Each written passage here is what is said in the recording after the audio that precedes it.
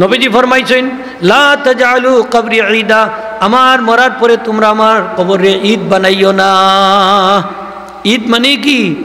মেলার জায়গা, ফুর্তির জায়গা বানাইও না, সেলফি তোলার জায়গা বানাইও না। আমরা দেশও দেখছেন না নি, আগে বঙ্গবন্ধুর মাথারও যাইতা বেশি, হতাৎকা সেলফি টেলফি হতা, মেলা ঠেলা হতা করতা। এখন মদিনা শরীফ গিয়া রোজা আতরের পাশে গিয়েও সেলফি তুলে, হ্যাঁ যেটা উমরাত গেছে হজও গেছে তাও করার সময় সেলফি তুলে, আসে দিনা নাইলে, হ্যাঁ এই যে ফুর্তি আমোদ ধরে অন্য ফুর্তির জায়গা নি বাবা, সেলফি তোলার জায়গা নি, এটা গুনা মাফর জায়গা, দোয়া করার জায়গা। হুশিয়ার সাবধান, লাখ লাখ টাকা খরচ করি যাইরা সেলফি তোলাত লাগবে না, সেলফি তোলাত লাগবে না, বাপ ভক্তির জায়গায় কেন, গুনা মাফর জায়গা। নবীজি ফরমাইন লা তাজআলু কবরি ঈদা, আমার মরার পরে তোমরা আমার কবরে ঈদ বানাইও না। যার কারণে আজকে রোজা এত প্রত্যেকটা সাইড পবিত্র আসেনি না নাই হোক, এই দোয়া দুরুদ নমাজ ছাড়া আর কোনো কথা নাই।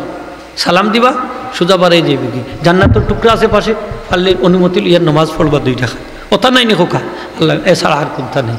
এই ফটো তুলতা সেলফি তুলে ইতার জায়গা নেই। যদি মুসলমান হলের এই সুযোগ দেওয়া যায় তো চিন্তা করলাম, এই যে সাজল আলতাবর মাদারও দেখছই না কত দূর দূরান্ত কি হয়, খালি ছবি তুলে অন্য উভয় কত কত ছবি তুলে হতা করে বেফর্দা বেটিন কুটিন বেটাইন কত আইনি না আয় না খোকা আয়, ওটা করলাম। এর থেকে আরো বেশি দখল, যত মুসলমান লাখ লাখ মুসলমান